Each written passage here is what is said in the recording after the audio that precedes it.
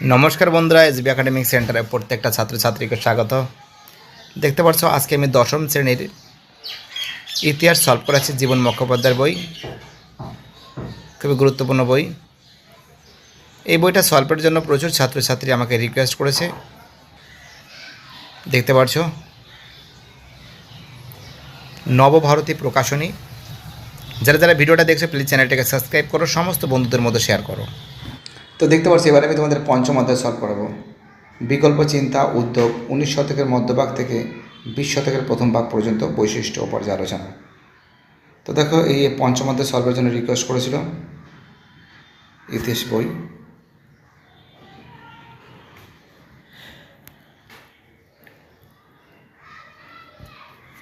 প্রথম প্রশ্ন, ভারতে হাফটন প্রিন্টিং পদ্ধতি প্রবর্তন করেন উপেন্দ্র কিশোর Roychowdhury.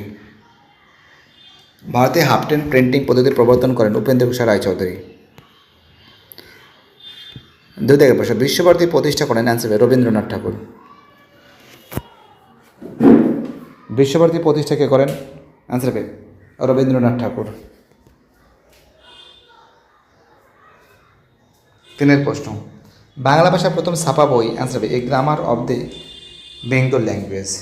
A grammar of the Bengal language. চারের প্রশ্ন, বিশ্বভারতী প্রতিষ্ঠিত হয় 1921 খ্রিস্টাব্দে।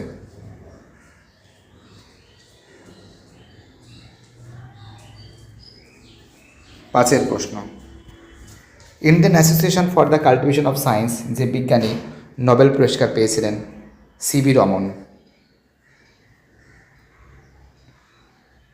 ছয়ের প্রশ্ন, বর্ণপরিচয় প্রকাশিত হয় 1855 সালে। কে করেছিলেন বলো তো?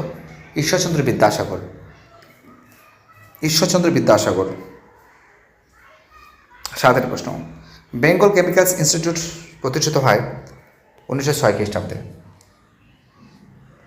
বেঙ্গল কেমিক্যালস ইনস্টিটিউট প্রতিষ্ঠিত হয় 1906 খ্রিস্টাব্দে।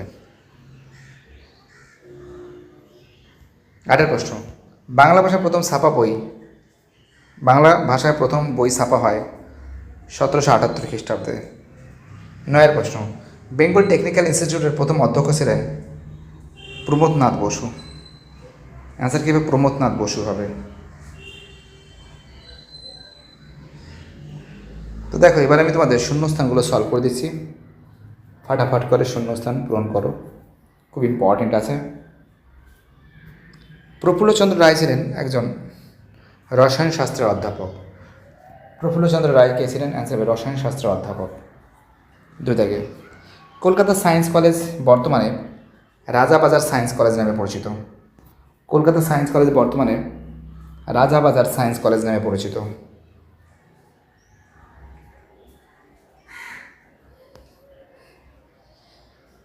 এবার আমি তোমাদের এই যে প্রশ্নগুলো আছে এই প্রশ্নগুলো সলভ করাচ্ছি।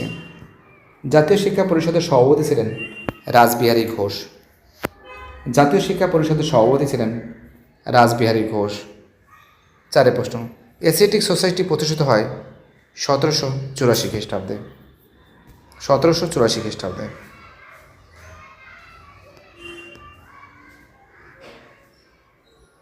এবার তোমাদের ম্যাচিংটা সলভ করে দিচ্ছি আমি।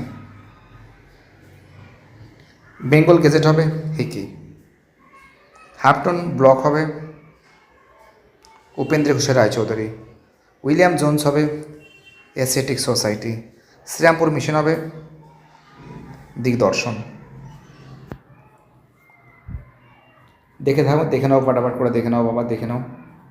খুব ইম্পর্টেন্ট কোশ্চেন, প্রত্যেকটা প্রশ্ন ইম্পর্টেন্ট এবং প্রত্যেকটা প্রশ্ন ভাইটাল। যারা যারা ভিডিওটা দেখছো,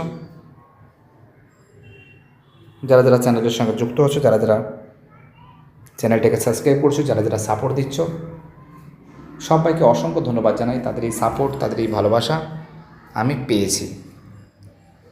এবার দেখো সত্য মিথ্যা নির্ণয় করো। বাংলা লাইনোটাইপ প্রবর্তন করেন বিদ্যাসাগর। ভুল আছে। বাংলা লাইনোটাইপ প্রবর্তন করেন বিদ্যাসাগর। ভুল আছে। দুইয়ের প্রশ্ন, বসু বিজ্ঞান মন্দির প্রতিষ্ঠা করেন সত্যেন্দ্রনাথ বসু। ভুল আছে। বসু বিজ্ঞান মন্দির প্রতিষ্ঠা করেন সত্যেন্দ্রনাথ বসু। এটা কি আছে? ভুল আছে।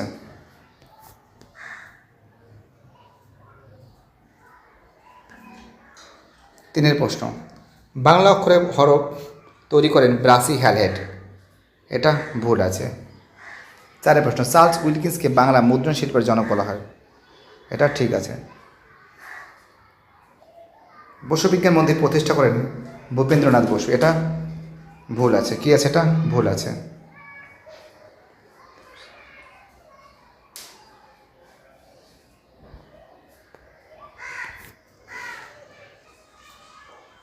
তো দেখতে পাচ্ছি এবার আমি তোমাদের পেজ নম্বর 82 নম্বর পেজটা সলভ করাচ্ছি।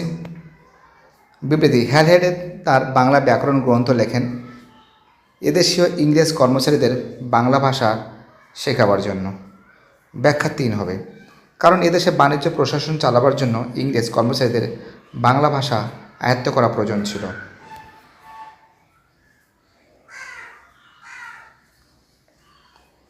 দুদায়ের প্রশ্ন, রবীন্দ্রনাথ ঠাকুর ঔপনিবেশিক শিক্ষা ব্যবস্থা পছন্দ করতেন না। ব্যাখ্যা 3 হবে, কারণ এই শিক্ষা ব্যবস্থা শিক্ষার্থীদের মনের বিকাশ ঘটাতো না। এবার দেখো এখান থেকে যে প্রশ্নগুলো আছে, এই grammar of the Bengal language গ্রন্থটি লেখককে ন্যাথানিয়েল ব্রাসি হ্যালেড লেখা আছে। দেখো 2 দাগের প্রশ্ন, 2 দাগের প্রশ্ন বলেছে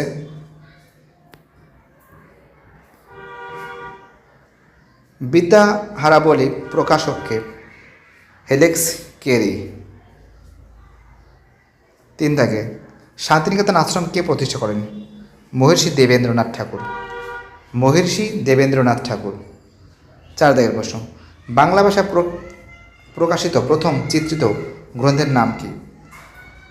প্রকৃতির প্রতিমা।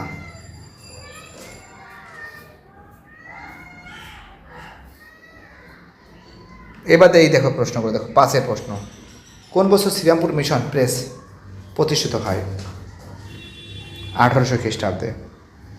6 প্রশ্ন, বর্ণ পরিচয় কে রচনা করেন? তোমরা জানো বিদ্যাসাগর। কত সালে? 1855 সালে বিদ্যাসাগর। 7 প্রশ্ন, বাংলায় মুদ্রণ শিল্পের জনক কাকে বলা হয়? চার্লস উইলকিন্সকে বলা হয়। 8 প্রশ্ন, সংস্কৃত প্রেস কে স্থাপন করেন? বাবুরাম।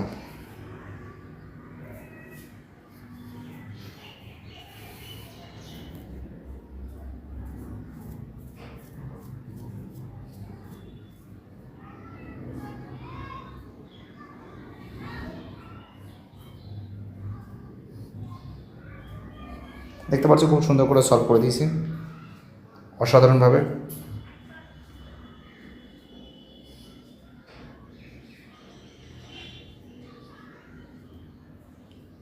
ভিডিওটি দেখার জন্য সবাইকে অসংখ্য ধন্যবাদ জানাই। যারা ভিডিওটা দেখছো, যারা চ্যানেলের সঙ্গে যুক্ত আছো, যারা চ্যানেলটাকে সাবস্ক্রাইব করছো, তাদের আমি অসংখ্য ধন্যবাদ জানাই।